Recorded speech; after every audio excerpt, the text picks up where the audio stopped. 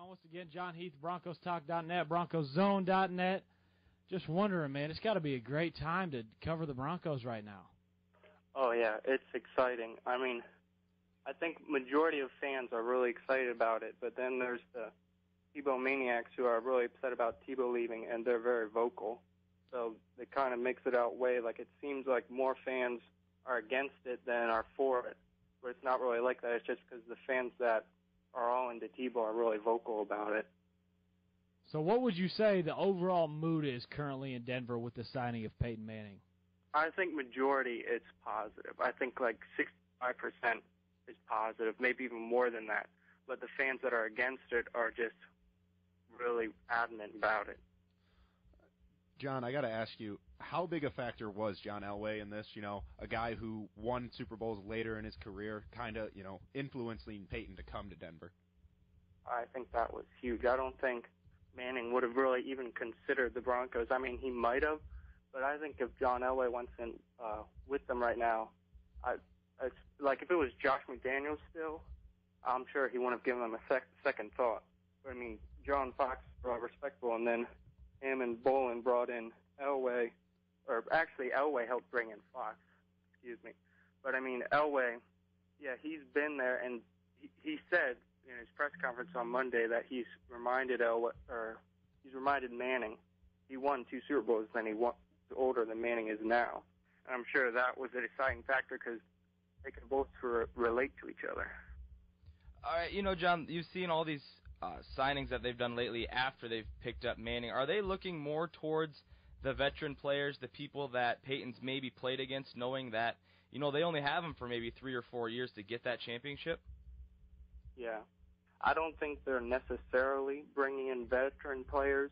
I think their goal all along has been to fill in holes on the roster through free agency and then draft through for the future in the draft. And I don't think they're necessarily bringing in veterans just because Manning's a veteran, has a short window. I think that's just kind of what their plan is, to bring in experienced players in free agency and draft for the future draft.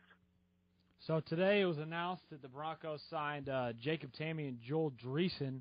You think Manning's looking for another tight end weapon there for the Broncos? Yeah, I think those. You mean in addition to them, or do you think they were brought in for Manning?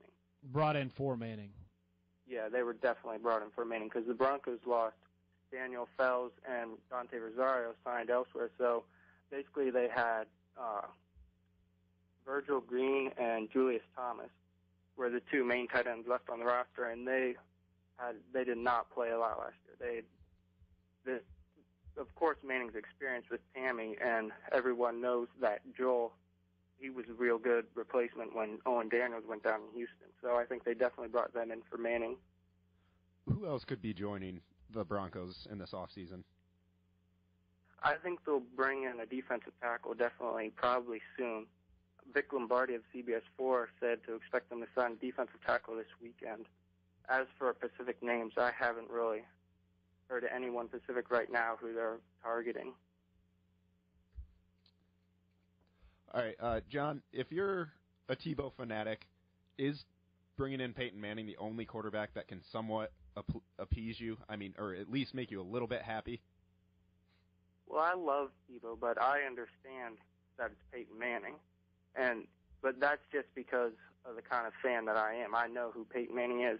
I don't think bringing in Manning necessarily is like the only quarterback that Denver could have brought in to appease Tebow maniacs, because I don't think any quarterback they could have brought in could have appeased all the fans that are following Tebow that came from the Gators and just fans that weren't necessarily even fans of football, but then they just followed Tebow to the Broncos. And now all those fans, the Broncos lost all of those fans. They don't understand it at all. They're just like, Manning's coming off neck injuries and he's getting up there. And so I don't think for those kind of fans, you could have appeased them no matter who you brought in. But as for me, I'm a big fan of Tebow, and I love Tebow, and I hope he does good with the Jets. But I know that the Broncos, all they're trying to do is win a Super Bowl, and there's no way I can't be in favor of that. So with Manning coming in, was there any possible situation where Tebow could possibly stay with the Broncos and sit behind Manning, or was it just not possible to have those 2 guys on the roster? I thought it was possible, but I think the way the Broncos, the day after they officially signed Manning, they traded him, I think that's telling that they didn't think it was possible.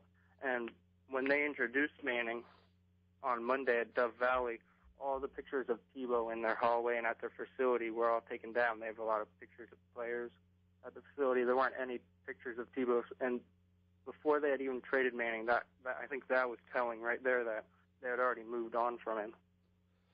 Were you all surprised that Tebow decided to go to New York instead of, Jacksonville, kind of from where he's from and, the Florida connection? Initially, yeah, I was really surprised. I could not believe it, but the more I thought about it, the more I realized how it was a good move for him because he's a brand, and the best place to have a brand is in New York. And adding to that, and as far as the football side of it, the Jets front office wanted Tebow, and you can tell by the way their president and the way their coach talked about him after they acquired him. They really wanted him. The Jaguars front office, I don't think they necessarily wanted Tebow. I think they just knew that he's from Jacksonville. They have to make it go at him, just nothing else, to please the fans and be like, okay, we tried. I don't think the Jets were like that. I think they truly wanted him. And, of course, he's going to want to go to a team that truly wants him. All right, John, looking ahead to next season, hopefully Peyton Manning has a full recovery, plays all 16 games. If you had a gut feeling right now of their record next season, how far do you think they would go? 10-6, 8-8? I think it will depend on what players they bring in still in free agency and how the draft goes. If they can get another good receiver, definitely defensive tackle, and a running back, I think they can go far in the playoffs. Joined by Jon Heath of BroncoTalk.net and BroncosZone.net. So with Manning coming to the Broncos, how much better do you think they are? I mean, they made the playoffs last year, but does this bump them up to possibly AFC Championship, even a Super Bowl contender? I think it definitely makes them the favorite in the AFC West because last year you saw with the Colts without Manning. When Manning was healthy with the Colts, every year they were playoff, well, not every year, but they were in playoff contention every year with Manning. And then the first season Manning can't play, they're a 2-14 team. And that just shows right there how much Manning will bring up a team. He's going to bring up defense. The receivers, I'm predicting Eric Decker's going to have a Pro Bowl year. All the receivers in Denver are going to benefit from it. The running game's going to benefit from it. Defense will benefit from it. And at high altitude, if he runs his famous no-huddle offense, I think I'm really excited about it. Can you explain to us a little bit about this insurance, the clause in Peyton's contract? Yeah, as far as I know, I believe he's getting $18 million this year, and if he's not on the roster at the start of the new league year in 2013, then the Broncos get out of all the rest of his contract. And it's the same thing for 2014 and 2015. If they release him before the start of the new league year, they get out of the remaining part of his contract. So really, it was not a big risk for the Broncos. They're risking $18 million, not $97 million like a lot of people are saying. So obviously with that insurance part of the contract, his neck issues have to be a concern in the Broncos front office. To you, how big of a concern do you think that is for him? I don't think it can be too big of a concern because they're going all in. I mean, the second quarterback on the roster right now is Adam Weber, and they can't be overly concerned if they haven't already brought in a veteran that they know can go in if Manning, God forbid, he does get hurt. But, I mean, you have to take risks in football. There's no guarantee if they kept Tebow, Manning hurts his neck, Tebow goes in, and he breaks his rib or something running. I mean, it's just always a risk in football. All right, John, we'd like to thank you for joining us, and we'll make sure to check in with you if there's any more Peyton Manning news. All right, thank you very much. Thank you. All right, time for a break, but when we come back, it is time to break down Tim Tebow to the New York Jets. That just sounds crazy, sounds ridiculous, so you won't want to miss that. You're listening to Sports Vision here on 88.5 KURE.